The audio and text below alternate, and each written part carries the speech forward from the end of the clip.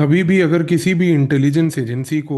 एक adversary state में कोई भी ऑपरेशन करना होता है तो ये चीज़ को समझिए कि वहाँ पर उसको कभी भी एंगर को मैन्युफैक्चर नहीं करना होता, एंगर को क्रिएट नहीं करना होता। उसको सिर्फ एक स्ट्रेटेजिक क्वेश्चन से अपने गेम को शुरुआत करनी होती है कि इस देश के अंदर क्या फॉल्ट लाइंस हैं, कहाँ पर लेजिटिमेसी इस स्टेट के अंदर कमज़ोर है, कौन से ऐसे प्रेशर पॉइंट्स हैं जो स्टेट को आज फ्रेगमेंट कर देंगे बिना किसी मिलिट्री कॉन्फ्रंटेशन को अनफोल्ड करे हुए, और किस तरीके से ये सारा का सारा गेम इवेंचुअली कल्मिनेट करेगा एक रेजिम चेंज ऑपरेशन में। चीज़ को समझिए कि कोई भी इंटेलिजेंस एजेंसी सिर्फ ये एनालाइज करके कन्वर्जेंस पॉइंट्स ढूंढती है कि कहाँ कहाँ पर इंटरनल क्राइसिस, जैसे कि इकोनॉमिक पेन हो, किस तरीके से ब्लॉक्ड पॉलिटिक्स हो, कल्चरल लेवल पर किसी तरीके का रिजेंटमेंट हो, कैसे कोई स्टेट अपनी सुरक्षा फोर्सेस का प्रयोग करके उस देश में लोगों को सप्रेस कर रहा हो, इन चीज़ों को कैसे कन्वर्ज किया जा सकता है। इंटेलिजेंस एजेंसीज का गेम सिंपल होता है अगर उनको किसी देश में कोई रेजिम चेंज ऑपरेशन करना है तो, कि वो सिर्फ इवेंट्स को शेप करती हैं जो इवेंट्स उस स्टेट में लोग अपने आप अनफोल्ड होते हुए देख रहे हैं। इंटेलिजेंस एजेंसी का काम सिर्फ ये होता है कि वो एक सोसाइटी को केवल पुश करे और एक ऐसे पॉइंट पर लेकर आए कि जहां पर लोगों को अपने कल का भविष्य इस तरीके से दिखने लगे कि वहां पर केवल अंधकार है, और अंधकार को अगर बदलना है तो कार्य आज करना पड़ेगा। अगर सिटीजन्स उस देश के अपने फ्यूचर को डाउट करना शुरू कर दे, लीडरशिप वहां पर इतनी अनपॉपुलर हो जाए कि वो इस अनपॉपुलर मोमेंट में इस पर्टिकुलर प्रॉब्लम को टैकल करने के बजाय लोगों को सप्रेस करना चालू कर दे, तो एक चीज डेफिनेटली तय है कि यहाँ पर इस इंटेलिजेंस एजेंसीज को अगर काम करना है तो वो सिर्फ इस प्रोटेस्ट को एक डिग्निटी, एक डायरेक्शन देकर उस फ्यूचर को बेसिकली अनफोल्ड होते हुए अपने सामने देख सकती है। इंटेलिजेंस एजेंसीज रोल प्ले करती हैं एक ट्रांसफॉर्मेटिव कैरेक्टर का, क्योंकि वो एक अनरेस्ट को ट्रांसफॉर्म करती हैं जहां पर लोग किसी प्रकार का रिलीफ नहीं मांगते, बल्कि लोग सिर्फ ये चाहते हैं कि अब रेजीम ही बदले, क्योंकि ये एग्जिस्टिंग रेजीम से अब हमारी पूरी की पूरी मनोकामनाएं खत्म हो चुकी हैं कि ये अब कुछ करेगा। इस रीज़न से आज की डेट में सोशल मीडिया का प्रयोग जिस तरीके से अमेरिका के सोशल मीडिया ऐप्स ने मोनोपोलाइज किया है, उस सोशल मीडिया पे जेन जी को लेकर, यूथ को लेकर उस सोशल मीडिया से जोड़ा है। इस कॉन्टेक्स्ट में अमेरिका एक गेम बहुत क्रूशली समझ चुका है कि इमोशंस आज की डेट में लोगों को बहुत फास्ट तरीके से जोड़ते हैं। उसको ये समझ आ चुका है कि अगर किसी भी जगह पर कोई प्रोटेस्ट मैन्युफैक्चर करना है तो सोशल मीडिया पे पहली बात ग्रीवेंसेस को उजागर करो, क्योंकि जहां पर सोशल मीडिया पर लोग हैं वो सोशल मीडिया पे ग्रीवेंसेस उजागर करके लोग सड़कों पर उतरेंगे, और सड़कों पर लोग ग्रीवेंसेस के लिए नहीं उतरेंगे बल्कि ग्रीवेंसेस के नाम पर उतरेंगे, क्योंकि वो देखेंगे कि बाकी लोग उतर रहे हैं तो हमें भी जाना है। गेम सारा इमोशन का है। और इस कॉन्टेक्स्ट में फॉरेन पावर्स जो हैं वो सिर्फ अलग अलग प्रकार के सिग्नल्स दे सकती हैं। एक सिग्नल हो सकता है सैंक्शन का, एक सिग्नल हो सकता है कि हम आपके साथ हैं, दूसरा सिग्नल हो सकता है कि भाई वहाँ पर जितने भी व्यापारी वर्ग हों, वहाँ का सत्ता विपक्ष हो, उन सबके साथ जुड़कर मैसेजिंग करने की कोशिश करें कि भविष्य हम में है। ये जितनी भी मैंने चीज़ आपको बताई ये एक इंटेलिजेंस एजेंसी का क्लासिक प्लेबुक है, जो इस मोमेंट पर पूरे के पूरे विश्व तौर पर अगर हम देखें तो कई स्थानों पर इसका प्रयोग किया भी गया है, कहीं पर किया जा भी रहा है, लेकिन सबसे महत्वपूर्ण जगह जहां पर इसका प्रयोग हो रहा है इस मोमेंट पर वो है ईरान। ईरान इस मोमेंट पर जूझ रहा है अलग अलग प्रकार की समस्याओं से। इनमें से एक समस्या अमेरिकन मैन्युफैक्चर्ड है, वो है अमेरिका के द्वारा लगाए गए ईरान के ऊपर सैंक्शन। ये सैंक्शंस से अमेरिका ने ईरान के अंदर एक इकोनॉमिक कोलैप्स को मैन्युफैक्चर किया है। वहीं ईरान के पास उसका एडवर्सरी जो सबसे बड़ा है जो है इजराइल, उसने इस पूरे मोमेंट के लिए एक अपॉर्चुन समय तक पेशेंस दिखाई है,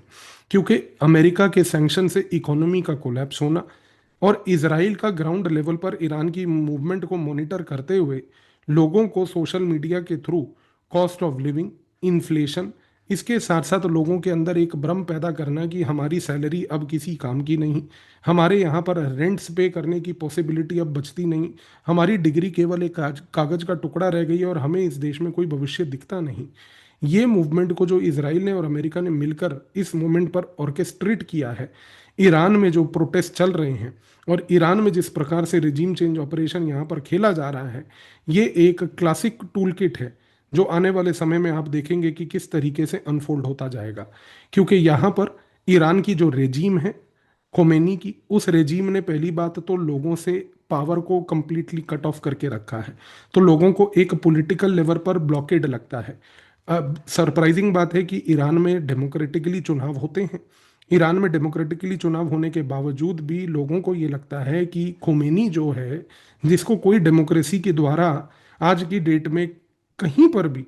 कोई वैलिडिटी प्राप्त नहीं है, वो व्यक्ति आज की डेट में डेमोक्रेसी को कंट्रोल कर रहा है। तो लोगों के मन में ये आइडिया डाल देना कि खोमेनी आपके लिए एक हर्डल है और आपके भविष्य का एक हर्डल है, ये सबसे बड़ा गेम यहाँ पर इन्होंने खेलने की कोशिश की है। और आप गौर कीजिए कि जिस प्रकार से डोनाल्ड ट्रंप बार बार स्टेटमेंट्स दे रहा है कि ईरान में अगर खोमेनी के रेजीम ने किसी प्रकार से प्रोटेस्टर्स के ऊपर कोई भी अत्याचार करने की कोशिश करी तो अमेरिका उन प्रोटेस्टर्स के लिए हितों में आके खड़े होगा, ये एक बहुत इंपॉर्टेंट सिग्नलिंग होती है, जिससे कि आप ग्लोबल लेवल पर एक अटेंशन लाना की कोशिश करते हो और प्रोटेस्टर्स को ये बात समझाने की कोशिश करते हो कि आपके साथ और कोई हो ना हो लेकिन वर्ल्ड ओपिनियन आपके साथ है। ये पर्टिकुलर वर्ल्ड ओपिनियन जो ट्रंप यहाँ पर जनरेट करने की कोशिश कर रहा है, उससे ज़्यादा से ज़्यादा यूथ इस पर्टिकुलर सड़कों पर उतरने के प्रोटेस्ट के तहत मास मूवमेंट्स कर रहा है।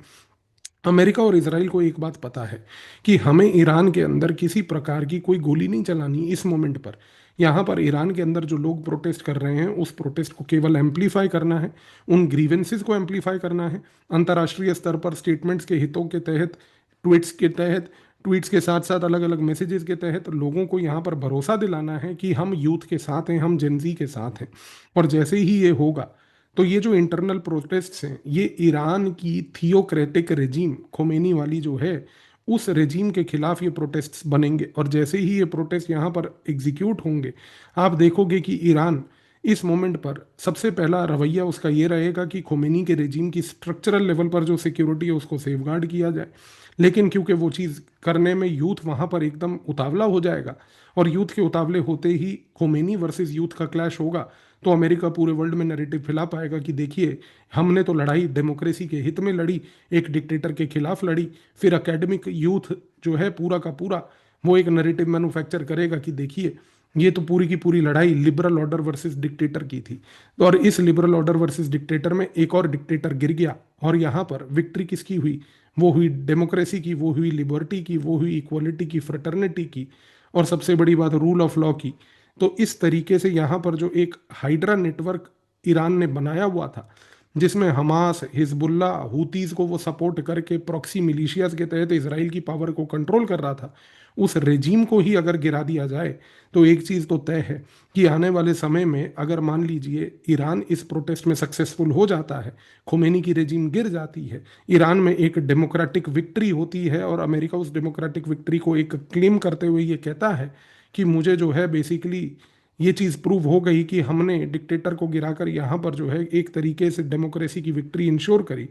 तो एक चीज़ तय है कि रीजनल लेवल पर इसकी वजह से इसराइल की सुप्रीमेसी बढ़ेगी। इसराइल की सुप्रीमेसी अगर आज की डेट में बढ़ती है, यही इसराइल का भी ऑब्जेक्टिव है, यही यहाँ पर अमेरिका का भी ऑब्जेक्टिव है, क्योंकि अमेरिका की फॉरेन पॉलिसी इस मोमेंट पर आ चुकी है कि हमें विश्व में किसी भी शक्ति को इमर्ज नहीं होने देना है ग्लोबल लेवल पर, शक्तियों को रीजनल लेवल पर ही सीमित रहने दो। तो मिडल ईस्ट की बात है तो मिडल ईस्ट में इसराइल ही एक शक्ति बना रहे। इसके साथ साथ अलग अलग स्थानों पर, जैसे आज की डेट में G2 की चर्चा करते हुए उसने साउथ एशिया की सुप्रीमेसी चाइना को सौंपने की बात करी है। इस चीज़ से ये गेम प्लान क्लियर दिख रहा है कि हर एक ऐसे रेजीम को हटाया जाए जहां जहां वो रेजीम किसी तरीके से इस रीजनल सुप्रीमेसी के एम्बिशन में यहाँ पर गेम खेल के अड़ंगा डाल रहा है। तो ईरान इस मोमेंट पर हमें डोमेस्टिक प्रोटेस्ट के नज़रिए से नहीं देखना, हमें ईरान को इस नज़रिए से भी देखना है कि ईरान में डोमेस्टिक प्रोटेस्ट के साथ साथ एक रीजनल सुप्रीमेसी का जियोपॉलिटिकल गेम है जो यहाँ पर खेला जा रहा है। धन्यवाद।